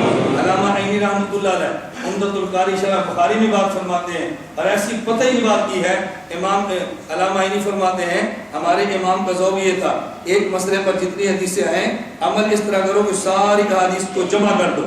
امام ابو حنیفہ کا مسلک یہ ہے، ایک حدیث مبارک میں ہے، توجہ رکھنا، ایک حدیث مبارک میں ہے وائل بن حجر کہتے رضی اللہ عنہ میں نے نبی پاک صلی اللہ علیہ وسلم کو دیکھا کہ حضور پاک صلی اللہ علیہ وسلم نے نماز میں ناف ہاتھ کے نیچے باندھے۔ حضرت وائل بن حجر فرماتے ہیں، علی رضی اللہ عنہ فرماتے ہیں کہ نماز کے اندر سنت یہ ہے آدمی ہاتھ کو ہاتھ پر ناف کے نیچے باندھے، اور یہ صحیح بخاری میں روایت دوسری ابھی جو میں نے پڑھی ہے کہ رسول اکرم صلی اللہ علیہ وسلم دائیں ہاتھ کو بازو پہ رکھتے، اور چوتھی روایت یہ ہے اللہ کے پیغمبر نے فرمایا ہم انبیاء ہیں ہمیں حکم دیا گیا ہے کہ دائیں ہاتھ سے بائیں ہاتھ کو پکڑیں۔ امام حنیفہ کا موقف یہ ہے احادیث 4 آ گئی، نمبر 1 دائیں ہاتھ سے بائیں ہاتھ کو پکڑیں، نمبر 2 دائیں ہاتھ بائیں بازو پہ رکھیں، نمبر 3 دائیں ہتھیلی کو بائیں ہتھیلی پہ رکھیں، نمبر 4 ناف کے نیچے رکھیں۔ امام سے فرماتے چاروں پہ عمل کر لو، انگوٹھا اور چھوٹی انگلی اس سے بائیں بازو کو پکڑ لو تو دائیں سے بائیں کو پکڑنے پر بھی عمل ہو گیا۔ نمبر 2 یہ 3 انگلیاں بائیں بازو پہ رکھو تو دائیں ہاتھ کو بائیں پر رکھنے پر بھی عمل ہو گیا۔ نمبر 3 دائیں ہاتھ کی ہتھیلی کے اندر والی ہتھیلی کو بائیں ہاتھ کی پشت پہ رکھو تو دائیں ہتھیلی کو بائیں پر رکھنے پر بھی عمل ہو گیا، اور ناف کے نیچے باندھو چوتھی حدیث پر بھی عمل ہو گیا، ناف کے نیچے باندھو چوتھی حدیث پر بھی عمل ہو گیا۔ امام صاحب نے چاروں روایات کو جمع کر لیا ہے، اور اس مسکین کو ایک روایت بھی اپنے موقع پر صحیح ملنے کے لیے تیار نہیں، وہ صحیح ابن خزیمہ اٹھائے گا کہ یہ دیکھو نبی پاک صلی اللہ علیہ وسلم نے دائیں ہاتھ نبی پاک صلی اللہ علیہ وسلم نے سینے پر ہاتھ باندھا، آپ اسی ابن خزیمہ کی حاشیے کو اٹھاؤ، ناصر الدین البانی غیر مقلد کہتا ہے اسنادہ ضعیف، یہ حدیث ضعیف ہے کیونکہ اس میں راوی محمد بن اسماعیل ہے اور یہ صحیح الحفظ تھا، اور امام بخاری فرماتے ہیں اس سے جو روایت آئے اس کی روایت کو لینا جائز نہیں ہے، وہ چونکہ حاشیے پر موجود ہے۔ میں اس لیے گزارش کر رہا تھا کہ غیر مقلد اس مسئلے کو پیش نہیں کرے گا، اسے کو چلو دوسرے مسئلے پر آ جاؤ۔ اب دوسرا مسئلہ یہ ہوگا کہ امام بھی فاتحہ پڑھے اور مقتدی امام کے پیچھے قرات نہ کرے۔ غیر مقلد کہتے ہیں نہیں، مقتدی امام کے پیچھے فاتحہ پڑھے، آپ اسے پوچھو تمہاری دلیل کیا ہے، وہ سب سے پہلے صحیح بخاری کو پیش کرے گا۔ توجہ رکھنا، امام بخاری رحمۃ اللہ علیہ نے باب وجوب القراءۃ للامام والماموم فی الصلوات كلها فی الحضر والسفر وما یجہر وما یخافت فیہا، امام بخاری نے باب قائم کیا اور اس کے تحت ٹوٹل 3 حدیثیں بیان فرمائی ہیں، ان کو سمجھو اور پھر اسے کہنا بخاری لے کر آپ دیکھنا اس کے دعوے پر بخاری میں دلیل موجود ہے یا نہیں۔ نمبر 1 حدیث پیش کی امام بخاری رحمۃ اللہ علیہ نے حضرت عمر رضی اللہ عنہ نے حضرت سعد کو کوفہ کا عامل بنا کے بھیجا۔ کوفہ والوں نے مدینہ منورہ شکایت کی کہ سعد بن ابی سعد رضی اللہ عنہ ان کو عامل نہ بناؤ، شکایات کی۔ حضرت عمر رضی اللہ عنہ نے حضرت عمار کو عامل بنا کے بھیجا اور سعد کو ان سے پوچھا بھئی تمہاری شکایت کیا ہے؟ انہوں نے کہا شکایت یہ ہے حضرت سعد اچھی طرح نمازیں نہیں پڑھاتے۔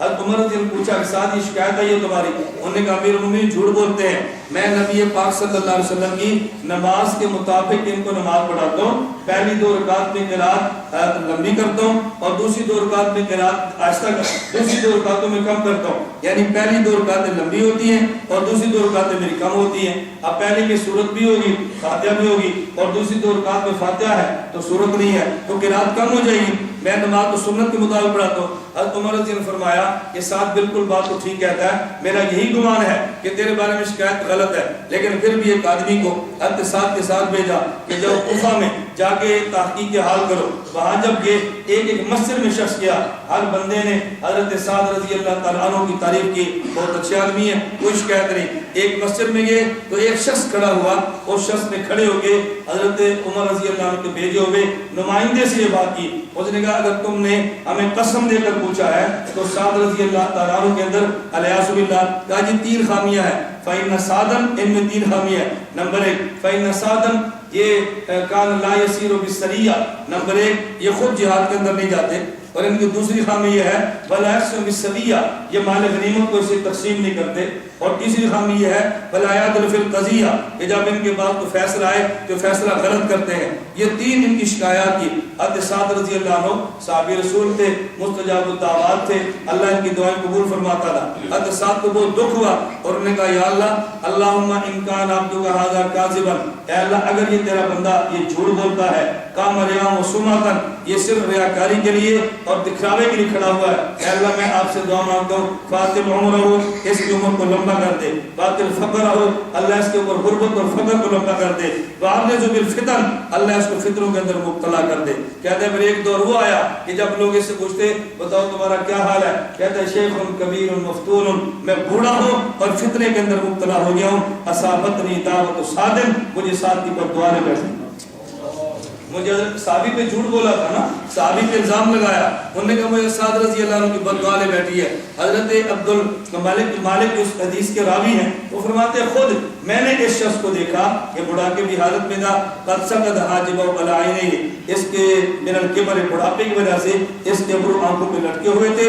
عجیب جملہ فرمایا, اس کے ابرو بڑھاپے کی وجہ سے آنکھوں پہ لٹکے ہوئے تھے. اور اس کی کیفیت یہ تھی کہ اب جب بازاروں میں چلتا تو بازاروں میں چلتے ہوئے یہ لڑکیوں کو تاڑا کرتا تھا. حضرت سعد رضی اللہ عنہ پر دعائی ہوتی, انہوں نے فرمایا عرض بالفتن, اللہ اس کو فتنے کے اندر مبتلا کر دینا. بڑھاپے میں بازار میں کھڑے ہو گئے, اس فتنے کے اندر خدا نے مبتلا کیا. حضرت سعد کی بددعا تھی. مجھے بتاؤ اس پوری حدیث میں امام کے پیچھے فاتحہ کا ذکر ہے؟ یہ پہلی حدیث امام بخاری لائے ہیں قرات کے مسئلے میں, صرف اتنی کہ میں نماز بالکل سنت کے مطابق پڑھتا ہوں, اس میں تو فاتحہ خلف الامام کا تذکرہ ہی نہیں ہے. پھر امام بخاری رحمۃ اللہ علیہ دوسری حدیث لائے عبادہ بن صامت رضی اللہ عنہ کی, نبی پاک نے فرمایا لا صلاۃ لمن لم یقرأ بفاتحۃ الکتاب, کہ جو بندہ فاتحہ نہیں پڑھتا اس بندے کی نماز نہیں ہوتی. اس سے غیر مقلد استدلال پکڑے گا کہ دیکھو جی جو بندہ بھی فاتحہ نہ پڑھے, جو بھی نہ پڑھے, توجہ رکھنا کیا کہے گا, جو بھی نہ پڑھے, یہ من عام ہے, جو فاتحہ نہ پڑھے اس کی نماز نہیں ہوتی, خواہ وہ امام ہو, خواہ مقتدی ہو, خواہ اکیلا ہو. اللہ کے نبی نے عام فرمایا ہے. آپ اس لفظ کو یاد رکھو, اس میں لفظ ہے لا صلاۃ لمن, کیا لفظ ہے لمن, توجہ رکھنا. من کا کیا معنی ہوتا ہے, جو بندہ بھی فاتحہ نہ پڑھے نماز نہیں ہوتی. اس نے پوچھنا یہ من کا معنی تو نہیں کیا عام, کہ جو بھی نہ پڑھے, خواہ امام, خواہ اکیلا, خواہ یہ منفرد, خواہ مقتدی, جو بھی نہ پڑھے اس کی نماز نہیں ہوتی. یہ تو کہتا ہے من عام ہے, قرآن کریم میں تو ہے من خاص ہے. قرآن میں تو من خاص بھی استعمال ہوا ہے. قرآن کریم میں ہے یستغفرون لمن فی الارض, ملائکہ ان لوگوں کے لیے استغفار کرتے ہیں جو زمین میں رہتے ہیں. جو کہاں رہتے ہیں, تو فرعون کے لیے, حامان کے لیے, ابو جہل کے استغفار کرتے ہیں. تو من عام کیسے ہو, من خاص ہو گیا نا, یعنی بعض کے لیے کرتے ہیں اور بعضوں کے لیے نہیں کرتے. تو ہم نے کیسے پتا چلا کہ من ہمیشہ عام نہیں ہوتا, کبھی من عام ہوتا ہے, کبھی من خاص ہوتا ہے. تو بچوں نے کہنا کبھی من عام ہوتا ہے, کبھی من, اور یہاں من کون سا ہے, کہنا یہ حدیث جامع ترمذی میں ہے. جابر بن عبداللہ رضی اللہ عنہ شاگرد ہیں, نبی پاک صلی اللہ علیہ وسلم استاد ہیں, امام ترمذی شاگرد ہیں, امام بخاری استاد ہیں. جابر بن عبداللہ رضی اللہ عنہ فرماتے ہیں اسی حدیث کو نقل کرنے کے بعد لا صلاۃ لمن لم یقرأ بفاتحۃ الکتاب ان ھذا اذا کان وحدہ, ان ھذا اذا کان, توجہ بھائی, ان ھذا اذا کان, لفظ یاد کر لو نا. میں آپ سے گزارش کرتا ہوں اللہ کے بندو ان لفظوں کو کاپی میں لکھ لیا کرو. یہی غیر مقلد 2 لفظ ہے کہ تمہارے سر پہ چڑھتا ہے, ایک لفظ آپ بھی یاد کر لو, کیا فرق پڑتا ہے. ان ھذا اذا کان وحدہ کا معنی اکیلا ہوتا ہے یا مقتدی ہوتا ہے. جب آپ کہتے ہیں اللہ وحدہ لا شریک ہے, اس کا کیا معنی, اللہ اکیلا ہے یا مقتدی ہے, اکیلا ہے نا. تو صحابی فرماتے ہیں اس کا معنی ہے ان ھذا اذا کان وحدہ, اس شخص کی نماز نہیں ہوتی جو فاتحہ نہ پڑھے. یہ حدیث اس بندے کے لیے ہے جو اکیلا نماز پڑھے. کس کے لیے؟ اور جب ہم اکیلے پڑھے تو امام کے پیچھے فاتحہ پڑھتے ہیں کہ نہیں؟ جب اکیلا نماز پڑھے تو فاتحہ پڑھتے ہیں, اور جب امام کے پیچھے ہو تو پھر فاتحہ. اچھا, ابو داؤد کے اندر حدیث ہے, امام ابو داؤد فرماتے ہیں قال سفیان لمن یصلی وحدہ, قال سفیان لمن یصلی وحدہ. سفیان اس حدیث کے راوی فرماتے ہیں کہ یہ اس بندے کے لیے ہے جو اکیلا نماز پڑھے. اب ہم کہتے ہیں غیر مقلدین سے کہ تم نے جو حدیث نبی پاک صلی اللہ علیہ وسلم کی پیغمبر کے صحابی سے بیان کی ہے, ہم کہتے ہیں حدیث اگر صحابی بیان کرتا ہے تو معنی بھی صحابی بیان کرے گا. غیر مقلد کہتے ہیں نہیں, حدیث صحابی بیان کرے گا لیکن معنی وحی بیان کرے گا. حدیث کون بیان کرے گا؟ صحابی. اور معنی ہم نے کہا حدیث صحابی بیان کرے گا تو معنی بھی صحابی بیان کرے گا. آپ بتاؤ یہ حدیث ان کی دلیل بن سکتی ہے؟ نہیں بن سکتی. اور تیسری دلیل امام بخاری کون سی لائے؟ میں بتا رہا ہوں, اب شبہات کو دیکھو, آپ متصف ہوگا کرو. صحیح بخاری آ گئی ہے تو کیا ہوگا؟ بولو بھائی لاؤ صحیح بخاری, لاؤ کھول کے لاؤ ترجمہ, میں تم سے بات کرتا ہوں.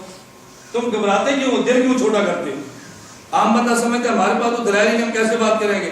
نمبر 3 حدیث سنو. امام بخاری رحمۃ اللہ فرماتے ہیں نبی پاک صلی اللہ علیہ وسلم کے بعد ایک شخص آیا, فدخل المسجد فصلى, مسجد میں نماز پڑھی. حضور نے فرمایا قم فصلی فانک لم تصلی, کھڑا ہو جا نماز پڑھ, تو نے نماز نہیں پڑھی. اس نے دوبارہ نماز پڑھی, پھر آ گیا, حضور کو سلام پیش کیا, فرمایا ارجع فصلی فانک لم تصلی, لوٹ جا دوبارہ نماز پڑھ, تو نے نہیں پڑھی. اور پھر جب دوبارہ آیا, اس نے پھر نماز پڑھی, پھر آگے سلام پیش کیا, فرمایا ارجع فصلی فانک لم تصلی, دوبارہ نماز پڑھ, تو نے نماز صحیح نہیں پڑھی. انہوں نے کہا یا رسول اللہ, جو میں پڑھ سکتا تھا میں نے پڑھی ہے, اس سے بہتر تو نماز مجھے نہیں آتی, آپ مجھے دکھا دیں, آپ مجھے فرمائیں کیسے نماز پڑھنی. اب نبی پاک نے فرمایا جب تو نماز پڑھے نا, اب حضور کے الفاظ سننا, فرمایا جب تو نماز پڑھنا شروع کرے, اذا صلیت فکبر, اللہ اکبر کہے, فقرأ ما تیسر معک من القرآن, جتنا قرآن تجھے آتا ہے تو پڑھ لے. تو فاتحہ خلف الامام آیا؟ بتاؤ.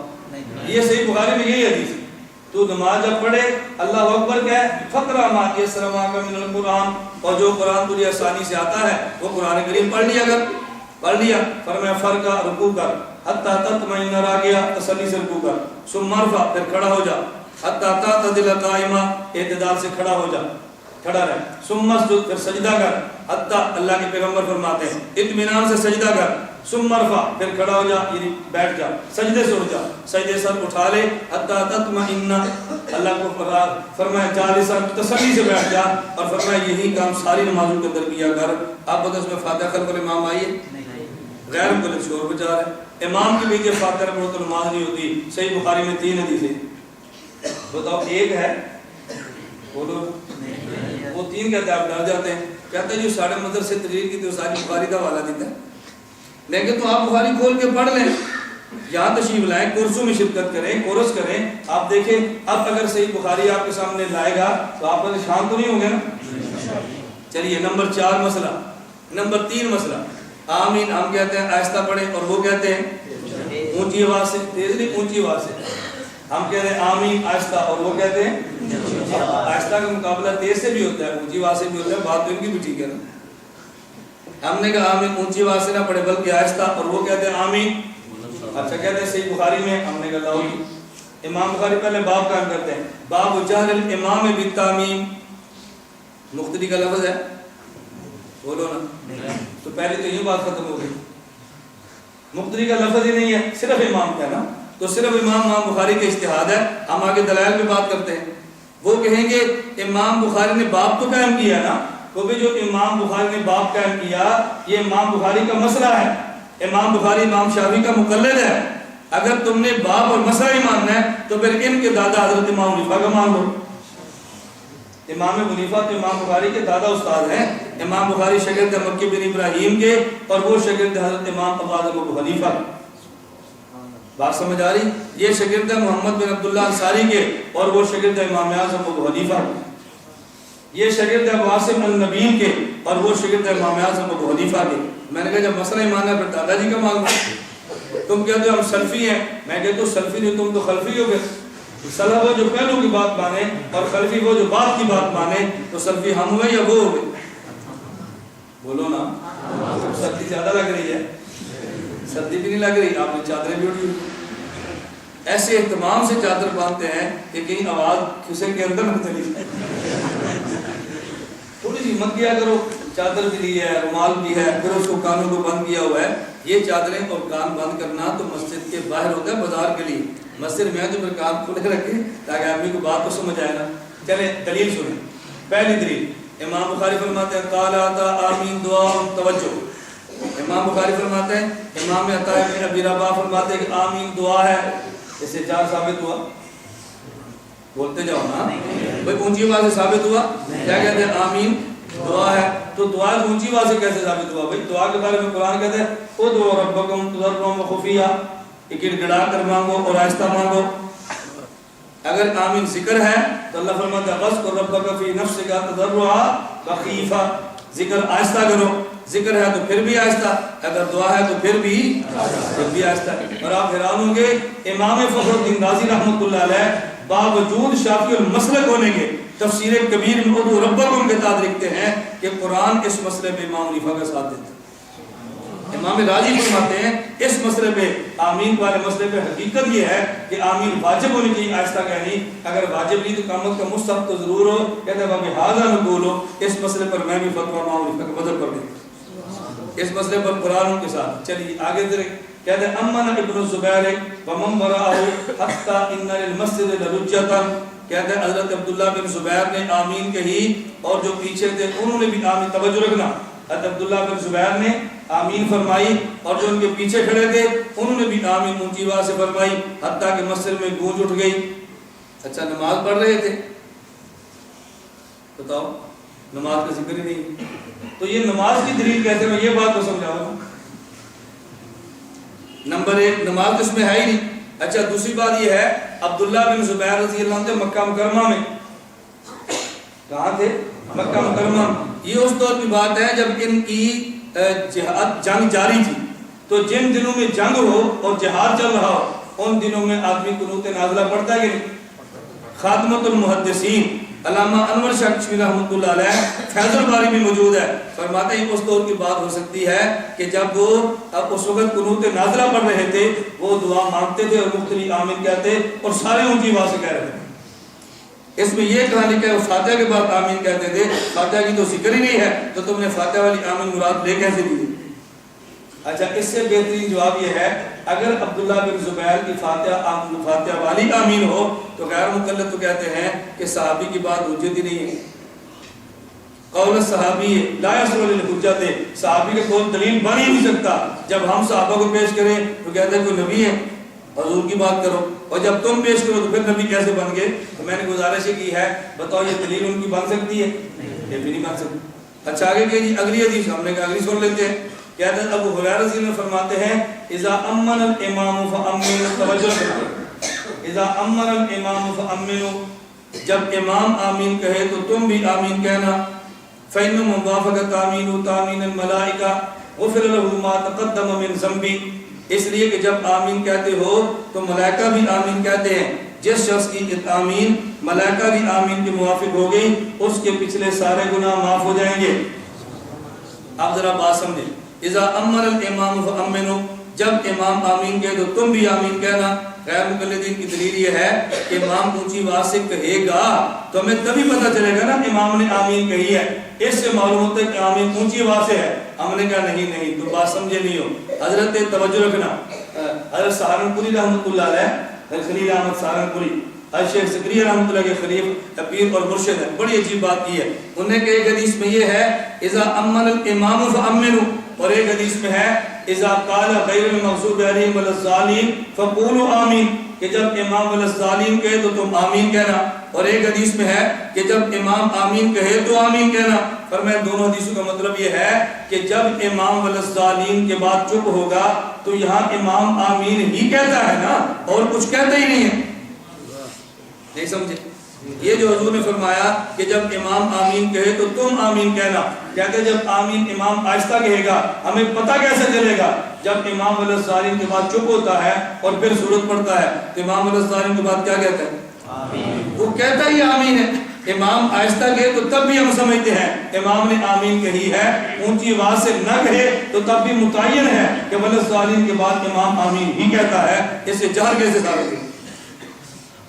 اسے جہر تو نہ ثابت ہونا۔ اور سہارنپوری بڑا پیارا جواب دیتے ہیں، فرمایا ایک حدیث میں ہے جب امام وللضالین کہے تم آمین کہو، اور اس میں جب امام آمین کہ تم آمین کہو، فرمایا دونوں میں تعارض ہو رہا ہے، تعارض یوں ختم ہوگا۔ اصل مسئلہ یہ ہے کہ جب امام وللضالین کہے تو تم نے آمین کہنا ہے، اور یہ جو فرمایا جب امام آمین کہے، اللہ کے نبی فرمانا چاہتے ہیں جب امام وللضالین کہے اور اس کے بعد آمین کہنے کا ارادہ کرے تو تم بھی آمین کہہ دیا کرو، کیونکہ ہم نے آمین امام کی آمین پہ نہیں کہنی، ہم نے آمین امام کی وللضالین پہ کہنی۔ نہیں بات سمجھ بھئی ہم جو آمین کہتے ہیں نا یہ کس پہ؟ اہدنا الصراط المستقیم صراط الذین انعمت علیہم غیر المغضوب علیہم ولا الضالین۔ امام کہتے ہیں اللہ صراط مستقیم پر چلا دے، ہم کہتے ہیں آمین۔ تو امام کی دعا پر آمین کہنا ہے یا امام کی آمین پر آمین کہنی ہے؟ علماء دیوبند کا فہم دیکھو، سہارنپوری کا دماغ اور استدلال دیکھو۔ سہارنپوری فرماتے ہیں مسئلہ جب امام وللضالین کہے وَإِذَا أَمَّنَ الْإِمَامُ، اور جب آمین کہنے کا ارادہ کرے تو تم آمین کہہ دینا، یعنی اس کی بھی آمین ہو اور تمہاری بھی آمین ہو، اکٹھی آمین چلے۔ اور یہ وللضالین کے بعد کہنا، آپ علماء تو بہت اچھی طرح سمجھتے ہیں، میں عوام کے لیے بات کہتا ہوں آپ کو کہ جب حضور فرماتے ہیں جب آمین کہے آمین کہنا، تو آپ نے اس کا ترجمہ کیسے کیا کہ جب آمین کہنے کا ارادہ کرے تو آمین کہنا؟ یہ کہاں سے ترجمہ نکالا؟ یہ قرآن کریم میں کہاں پر ہے؟ بولو نا کہاں پر ہے؟ یہ سننا قرآن کریم میں یا ایھا الذین آمنوا اذا قمتم الی الصلاۃ فاغسلوا، اذا قمتم الی الصلاۃ، قمتم کا معنی کیا ہوتا ہے؟ جب تم کھڑے ہو نماز کے لیے تو وضو کرو۔ اچھا جب یہاں نماز کے لیے کھڑے ہو جائے پھر وضو کریں گے؟ بولیے نا۔ اب اس کا ترجمہ کیا ہے؟ اذا اردتم القیام الی الصلاۃ، جب تم نماز پڑھنے کا ارادہ کرو تو وضو کرنا۔ اور یہ سارے مفسر نے یہی معنی لکھا ہے کہ اذا قمتم کا معنی یہ نہیں کہ جب نماز کے لیے کھڑے ہو جاؤ اب وضو شروع کرو، اس کا مطلب یہ ہے کہ جب تم نماز کے لیے کھڑے ہونے کا ارادہ کرو تو وضو کرنا۔ حضور فرماتے ہیں جب امام آمین کہنے کا ارادہ کرے تو تم بھی آمین کہنا۔ اچھا اگلا جملہ بڑا سمجھنے کا ہے، فرمایا فَإِنَّهُ مَنْ وَافَقَ تَأْمِينُهُ تَأْمِينَ الْمَلَائِكَةِ غُفِرَ لَهُ مَا تَقَدَّمَ مِنْ ذَنبِهِ۔ توجہ رکھنا، حضور صلی اللہ علیہ وسلم نے خوشخبری دی ہے جس بندے کی آمین فرشتوں کی آمین کے موافق ہوگی اس بندے کے سارے گناہ معاف ہو جائیں گے۔ مجھے فرمائے فرشتے آمین آہستہ کہتے ہیں اونچی آواز سے؟ تو موافقت کیسی ہوگی؟ اونچی آواز سے گئی آہستہ گئی؟ یہ دلی ہماری ہے یا ان کی ہے؟ ہم پھر بھی پریشان ہیں، میری غیر بلند بخاری لے کر آئے۔ میں نے آپ کی خدمت میں دو باتیں سمجھائی ہیں۔ نمبر ایک، جب غیر مقلد آپ سے پوچھے تمہارے پاس بخاری ہے تم کیا جواب دو گے؟ کیا جواب دو گے؟ انہیں کہنا تو لکھ دے کہ ہر مسئلے پہ بخاری ہو تو ہم مانیں گے، نہیں ہوگی تو نہیں مانیں گے۔ تو میں کیوں لکھا؟ تو پھر سر کو منگی کیا ہوئے؟ تو لکھ نہیں سکتا تو ہم سے تقاضے کیوں کرتا ہے؟ اور اگر وہ ان مسائل پر بخاری پیش کر بھی دے تو آپ اس کا جواب دے لیں گے یا پھر ہمیں فون ہی کریں گے؟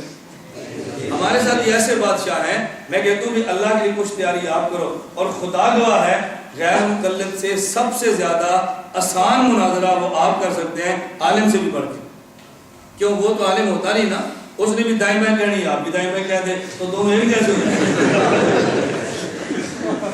اصل طریقہ یہ ہے کہ مناظرہ ان کے ساتھ آپ کریں، علماء نہ کریں، عالم کے ساتھ عالم کرے نا، اور ان جیسا ہی ہونا چاہیے۔ مناظرہ تو ہوتا ہی تب ہے، آپ نے پڑھا ہوگا میری کتاب چھپ گئی ہے 1000 سے بھی چلے گی، دوبارہ پھر چھپ جائے گی، اصول مناظرہ، یہ 10 صفحات کی کتاب ہے۔ کتنے صفحے؟ 10 صفحے کی کتاب ہے، 16 صفحے کا مقدمہ ہے، 26 صفحات کی پوری کتاب ہے۔ اس میں لکھا ہوا ہے کہ مناظرے کا معنی کیا ہے، مناظرے کا اس میں ایک معنی یہ بھی لکھا ہے کہ مناظرہ نظیر سے بنے۔ نظیر کا معنی ہم مثل ہونا، مناظرے کو مناظرہ اس لیے کہتے ہیں کہ اس میں دونوں وہ بندے ہوتے ہیں جو علم میں ہم پلہ ہوتے ہیں۔ تو پھر ہم سجتے ہیں یا آپ سجتے ہیں؟ بتاؤ نا یار، ان کو ہمیں آخر شرم ہوتی ہے، بس یہ عالم نہیں۔ آپ شرماتے کیوں ہوں؟ اللہ توفیق عطا فرمائے، اللہ ہم سب کو بات سمجھنے کی توفیق عطا فرمائے۔ میری پوری گفتگو خلاصہ 2 باتیں ہیں۔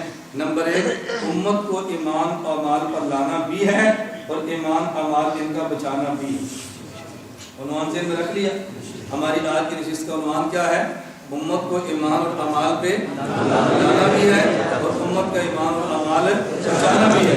امت کو ایمان اور اعمال پہ لانے کی محنت پوری دنیا میں تبلیغ جات فرما رہی ہے، سب آنکھوں پہ ہم تائید بھی کرتے ہیں، تعاون بھی کرتے ہیں، اور ایمان اور اعمال بچانے کی محنت ہم کر رہے ہیں، ان کو بھی چاہیے ہمارے ساتھ تعاون کرے، اور کرتے ہیں۔ اس کا معنی نہیں کرتے کہ جملے کا معنی یہ نہ سمجھے بحمد اللہ تعالیٰ ہر حضرت اکابر ہمارے سر پہ ہاتھ رکھتے ہیں، اللہ ان کا دست شفقت ہمارے سر پہ قائم اور دائم رکھے، اللہ ہم سب کو اپنے مسلک کا محافظ بنائے، اس کے اہتمام فرمائیں گے بھی نہیں۔ میں سے کہہ رہا ہوں کہ شب جمعہ کی اجتماع کے لیے آپ فون نہ کیا اگر ہے یا نہیں، بس بستر اٹھاؤ، ساتھیوں کی ترغیب کو فون دو، اور 12 والا جو بیان ہے فون کر کے نہ پوچھا کرو اگر کسی 12 کو میں نہ بھی ہوں آپ نہیں آؤ گے، بتاؤ نا، یہ عزم بناؤ۔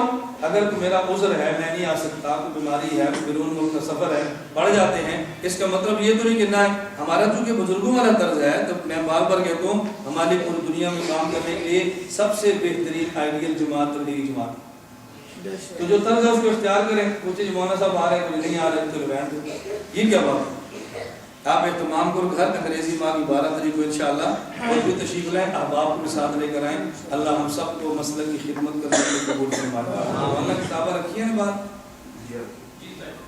میں نے آپ سے گزارش کرنی ہے، پہلے اعلان ہوا تھا کہ حضرت مجھے بہت سارے حضرات نے فرمایا، جن میں ایک نام مولانا مکی ہدایت اسلامت برکاتہ کو بھی ہے جو حرم کے مدرس ہے، مولانا مجھے فرمایا کہ نماز قرآن پہ بہت ساری کتابیں یعنی کہ مفصل ہیں، آپ ایک ایسی کتاب لکھو کہ جس میں تکبیر کریمہ سے لے کر سلام تک ہمارے مسائل پر احادیث ہو۔ ہمیں پورا 1 سال لگا ہے اس کتاب کی تیاری میں، 1 سال لگا ہے، احادیث جمع 1.5 سال میں کم از کم لگا ہے، اور پھر یہ کتاب آئی ہے، کتاب کا نام ہے نماز اہل سنت والجماعت۔ میں حضرات سے گزارش کرتا ہوں کہ ہماری تو خواہش ہے اللہ مجھے اسباب عطا فرمائے، اللہ آپ کو اسباب عطا فرمائے، ہماری خواہش ہے کہ ہر گھر کچے پکے میں یہ نماز کی کتاب ضرور پڑھیں، ہر مسجد کے اندر ایک نسخہ پڑھا ہو، نماز اہل سنت والجماعت، یہ کتاب باہر موجود ہوگی، آپ اب اس کو خریدیں اور خود بھی لیں اور باقی حضرات کو ترغیب دیں، اور صدقہ جاریہ کے طور پہ آپ میں سے اللہ کے سب توفیق عطا فرمائے۔ آپ مولانا قاری صاحب کے یہاں میں بڑے فراخ دلی سے بات کہتا ہوں، میں چندے کی اپیل آپ سے نہیں کر رہا، آپ مولانا سے کہو کہ مولانا کا کتابیں ختم ہیں، یہ ماتر 1000 روپے لے لیں تقسیم فرما دیں، یہ 500 لے لیں تقسیم فرما دیں، یہ 200 ہے تقسیم فرما دیں، ہر ساتھی اس کا عزم کرے، ہم اس کتاب کو زیادہ سے زیادہ عام کریں گے، تو جب ہمارے دلال ہمارے لوگوں کے پاس کوئی فرق پڑے گا نا۔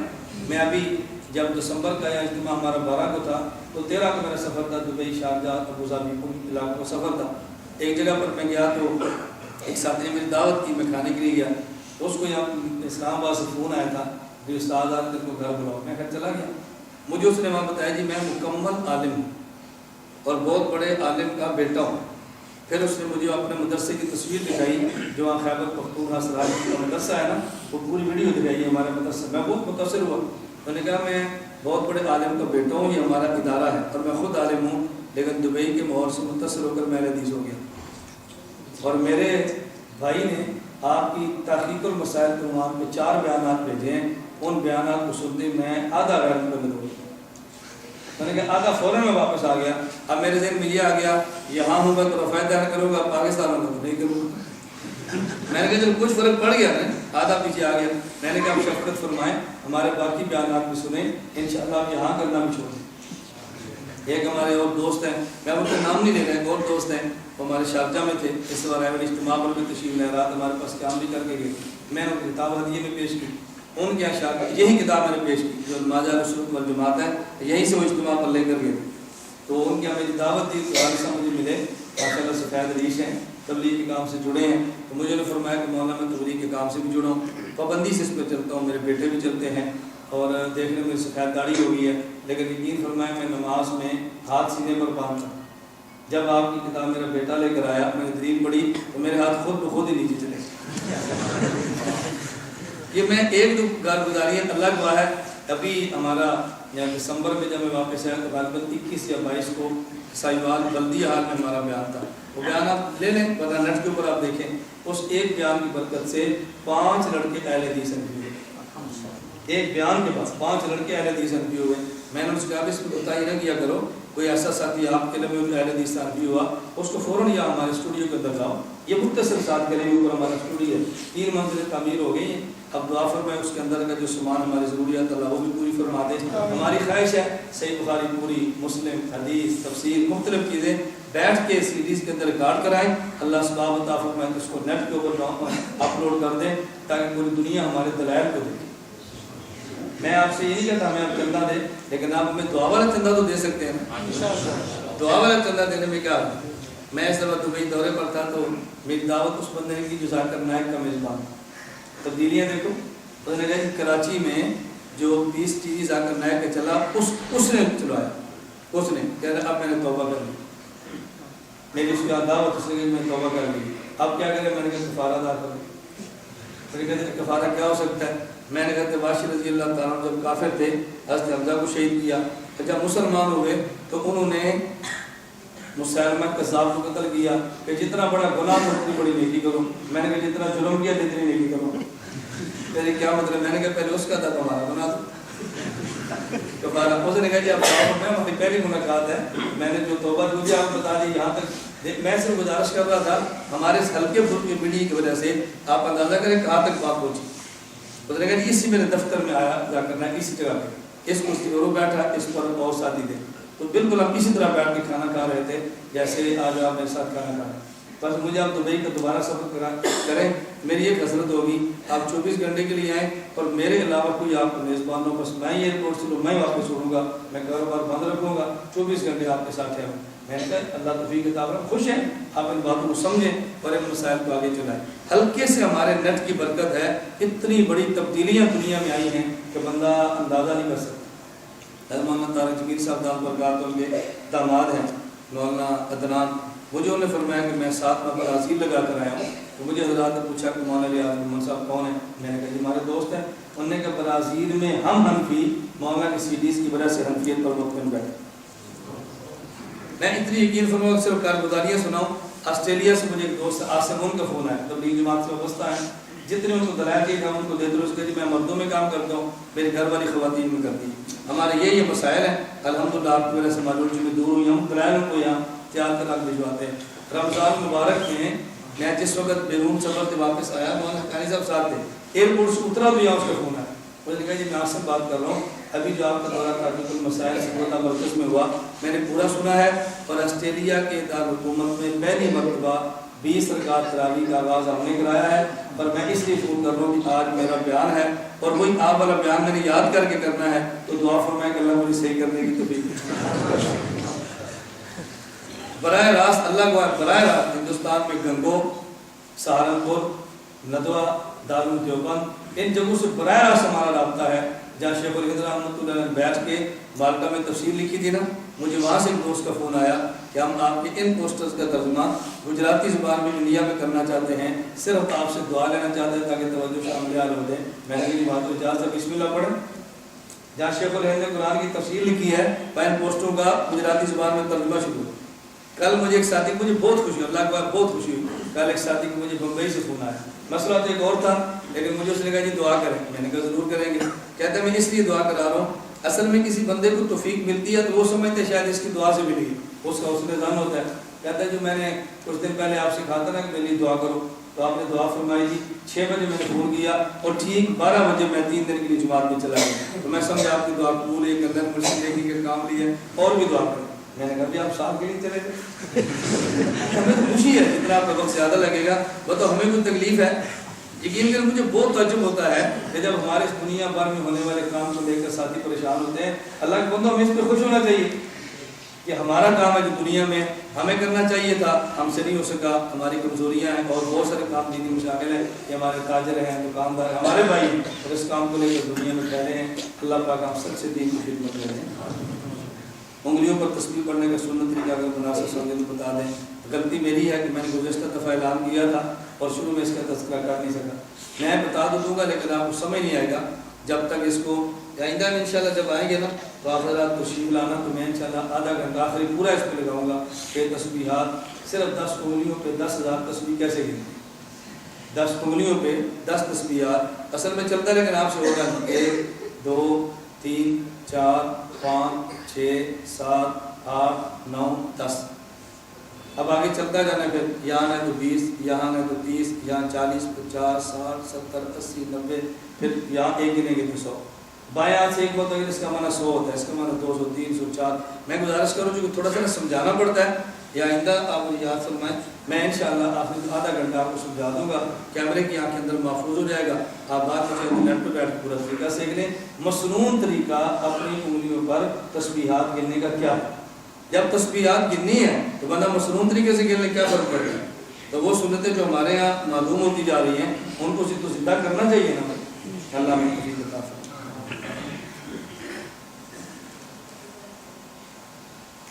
انگلیوں پر یہ وہی ہے، میں نے گزارش کی ہے، بس مجھے خیال نہیں رہا کسی نے یاد نہیں کروایا، آئندہ انشاءاللہ 12 کو اللہ نے چاہا شروع کر دیں گے۔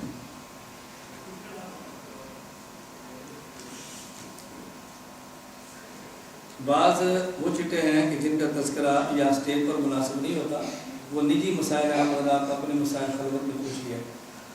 ایک تو میں آپ سے گزارش کروں گا، دوسرا میں نے پہلے آپ سے کہا کہ بعض جماعتوں اور اشخاص کا نام لے کر آپ چٹے نہ دیا کریں، یہ پوچھا کریں اس عقیدے والے کا کیا حکم ہے، اس مسئلے کا کیا حکم ہے، اس میں زیادہ آسانی رہے گی۔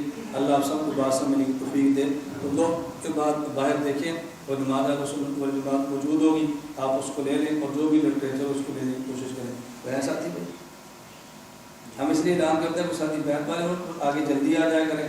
ہمارا سرگودا بھی ماننا اجتماع ہوتا ہے، جب میں چلا جاتا ہوں باہر پکڑ کے کہتے ہیں، بات بات میں فون کرتے ہیں کہ میں تو ساتھی بیٹھ کے ہی آتا تو بیٹھ رہے گی۔ اگر کسی شخص کا ارادہ ہو تو وہ خود جب ہم اعلان کرتے ہیں اس کا معنی ہوتا ہے کہ جلدی تشریف لائیں، نہ ہو تو بس دعا کر کے ختم کریں۔ بعض ساتھی کہتے ہیں کہ شاید مولانا ترغیب دیتے ہیں کہ ہم میری بیعت کیوں نہیں کرتے، اصل وجہ یہ نہیں ہے۔ اللہ میں بات سمجھنے کی توفیق عطا فرمائے۔